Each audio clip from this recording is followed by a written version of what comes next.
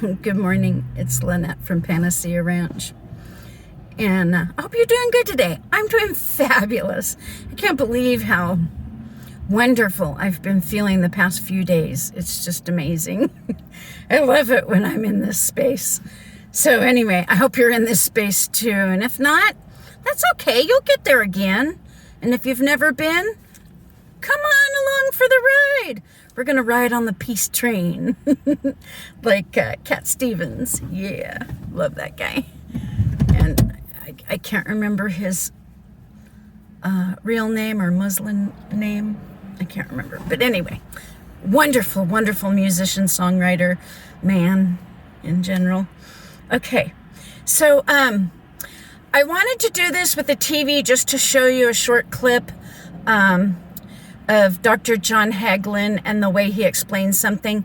But, you know, I don't know. Sometimes I just don't feel comfortable in that space. And so I'm just going to go ahead, and I'm sorry, I'm reading notes I made so that you know how I go off with my ADHD distraction bit in the middle of things. I go off on a different story, and then I don't get back. So I want to read my notes, basically. And I want to tell you about the time that I was given the opportunity to learn TM, Transcendental Meditation. Now, I had a friend in St. George that I met shortly after I bought my condo there in 1993. And she had been telling me since 1993 to learn Transcendental Meditation, learn TM, learn TM. You'll love it. It's wonderful. She couldn't say enough good things about it, but $2,000 was a little bit out of my budget for like a long time. So I finally learned it, like, I don't know when it was. Must have been like 2012 or 2013. But anyway, here it goes.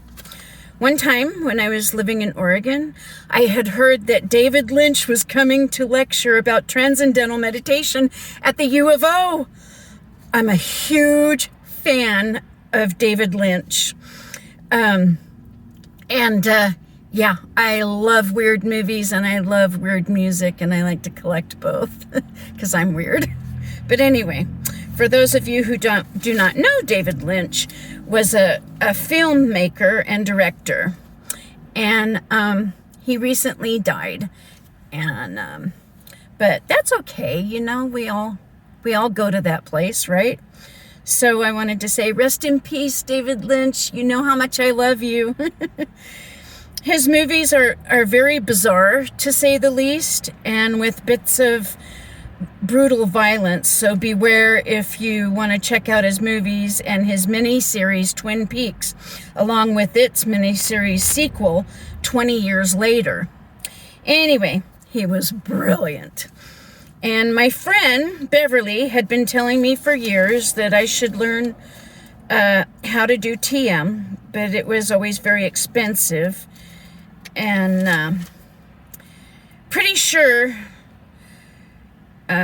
okay, so let's see. I want to skip that part because I was wrong about that. I thought it was always $2,000, but I guess it wasn't that expensive, and then it became $2,000, and I don't know what it is now. But it didn't go up like other things go up, you know. So let's see.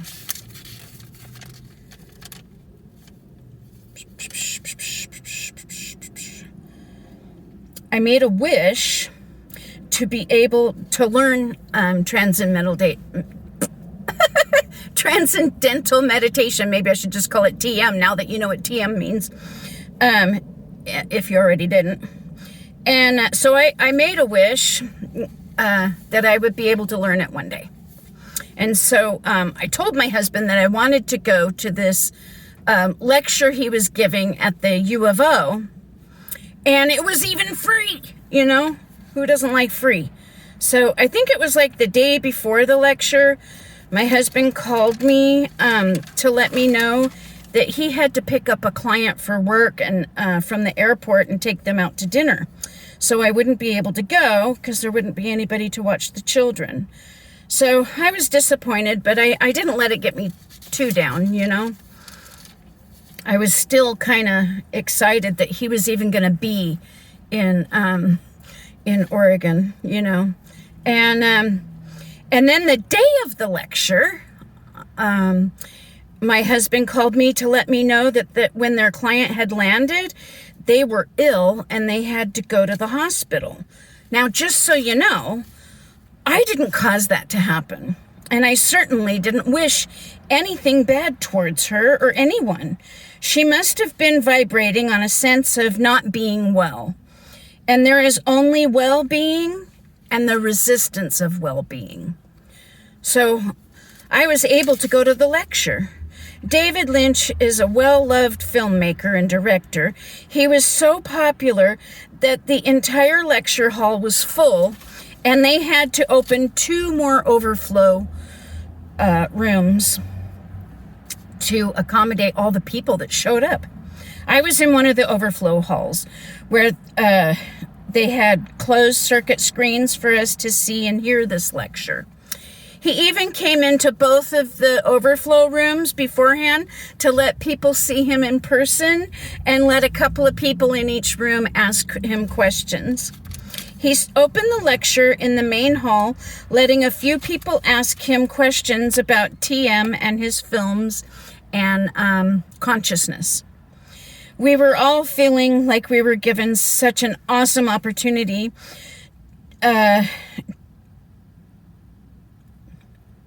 gosh, I can't even read my own writing. To interact with this man, we admired so much.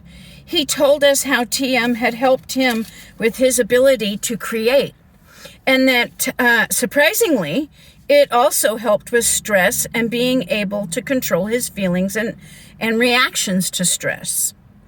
Then he introduced Dr. John Hagelin and Dr. Fred Travis. So I want to tell you, I wrote it down in case I didn't, how my brain holds on to things not very well, right? So I want to tell you about John Hagelin. He's a physicist with a PhD and the leader of the TM movement in the United States and president of the Maharishi International Maharishi International University. And Dr. Fred Travis is a neuroscientist and director of the Brain Center at the Maharishi International University. So, okay, I wrote a little note for me to go back to that to tell you who they were. Dr.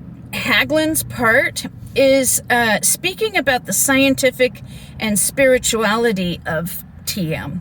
And he speaks about consciousness and the quantum field connected to it and how it can help change the world. I love how he explained how a brain scan shows the difference between what our brain is doing in a normal waking state versus how it looks when we master TM. Our brain scan during normal waking state looks like an orchestra like warming up and tuning their instruments. You know, it's a cacophony of discordant sound. And when you see how the parts of the brain coordinate with each other during TM, it's like a symphony of beautiful music. Everything coordinates together and just flows. And I'm going to put a link to the video in the description along with other videos that I want you to see. So you can see him explain it in more detail with a little humor too. I just love this man. And Dr. Fred Travis then shows a demonstration live of the brain scan before and after TM.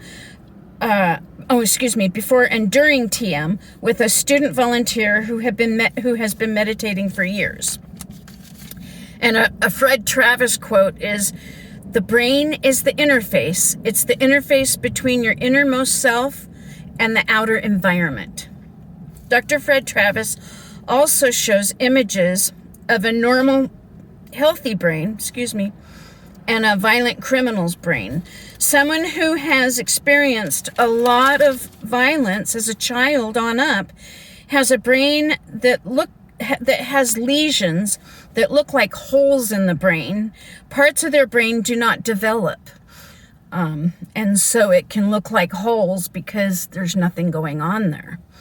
And TM can heal these parts of the brain over time. That's the great thing about the brain. Is they used to think it was unchangeable, but now they know that the brain is neuroplasticity and that it can change with different environmental or inner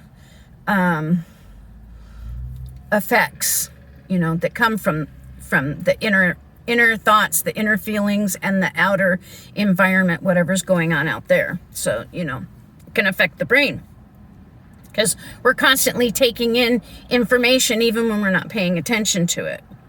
So anyway, TM can help you keep from getting stressed out, and it also helps you to be able to focus while studying or during class.